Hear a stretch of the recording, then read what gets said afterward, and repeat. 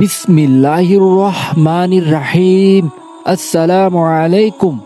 রমজান অবহেলা করা কি সত্যি এতটাই সহজ? জাহান্নামের শাস্তি আমরা কি সত্যি তা ভুলে গেছি?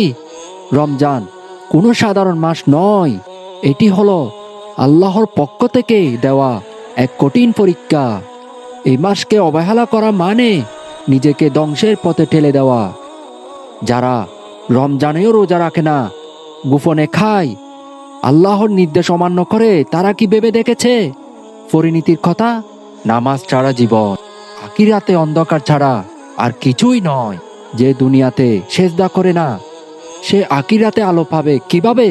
জাহান্নাম কোনো গল্প নয়, এটি বাস্তব, ভয়াবহ এবং চিরস্থায়ী শাস্তির স্থান।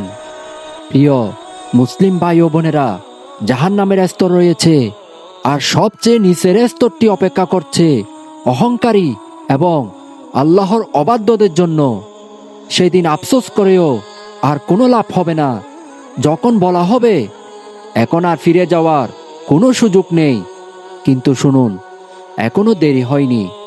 রমজান এখনো চলছে, আল্লাহর রহমতের দরজা এখনো খোলা। আজই তওবা করুন, এখনই আল্লাহর কাছে ফিরে আসুন, কারণ আল্লাহ তওবা কবুল করেন।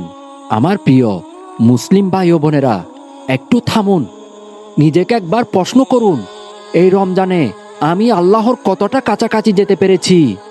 নাকি শুধু না খেয়ে দিন কাটিয়ে রাতগুলো নষ্ট করেছি মোবাইল, গল্প আর অবহেলায়? রমজান আমাদের শুধু ক্ষুধার পরীক্ষা নয়, এটা চোখের পরীক্ষা, কি দেখি, কানের পরীক্ষা, কি শুনি, জিহ্বার পরীক্ষা, কি বলি, আর হৃদয়ের পরীক্ষা, আল্লাহকে কতটা স্মরণ করি। অনেকেই ভাবে একদিন রোজা না রাখলে কি হবে, নামাজটা বাদ গেলে এমন কি ক্ষতি? কিন্তু প্রিয় ভাই ও বোনেরা, এভাবেই তো শয়তান ধীরে ধীরে মানুষকে ধ্বংসের পথে টেনে নিয়ে যায়। আজ একটি রোজা, কাল একটি নামাজ, পরশু একটি তওবা পিছিয়ে দেওয়া, আর একদিন হঠাৎ বুঝবেন হৃদয় আর কাঁদে না, চোখ আর ভয় পায় না। এই কঠোরতা কি হঠাৎ আসে? না, এটা আসে অবহেলার মাধ্যমে। যে আল্লাহ আপনাকে সুস্থ দেহ দিয়েছেন, হাওয়া, পানি, খাবার দিয়েছেন, দিনের পর দিন সুযোগ দিয়েছেন, তার ডাকে সাড়া না দেওয়া কি ভয়ঙ্কর অন্যায়। একবার ভেবে দেখেছেন?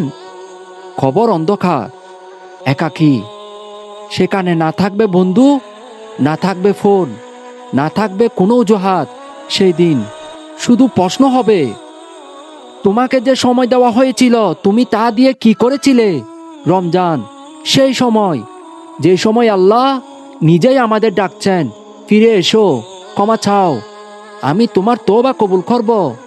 প্রিয় মুসলিম ভাই ও বোনেরা, আজ যদি ভেঙে পড়েন, চোখে পানি আসে, জেনে রাখবেন এটা আল্লাহর বিশেষ রহমত। কারণ যাদের জন্য আর কিছু নেই, তাদের চোখ আর কাঁদে না। আজই নামাজে ফিরে আসুন, আজই কোরআনের দিকে হাত বাড়ান, আজই গুনাহ ছাড়ার সিদ্ধান্ত নিন। হয়তো আপনি নিখুঁত হবেন না, কিন্তু আল্লাহ চান চেষ্টা। তিনি নিখুঁত মানুষ চান না, তিনি ফিরে আসা বান্দা ভালোবাসেন।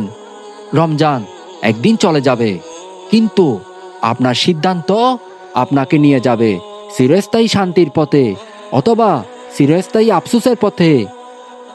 এখন সিদ্ধান্ত আপনার, জান্নাত না জাহান্নাম, পছন্দ এখন আপনার হাতে। হে আল্লাহ, আমাদের গুনাহ ক্ষমা করুন, আমাদের অন্তর নরম করে দিন, আমাদের রমজান কবুল করুন, আমাদের জাহান্নাম থেকে রক্ষা করুন। আমিন। আসসালামু আলাইকুম রহমতুল্লাহি ওয়া বারাকাতুহু।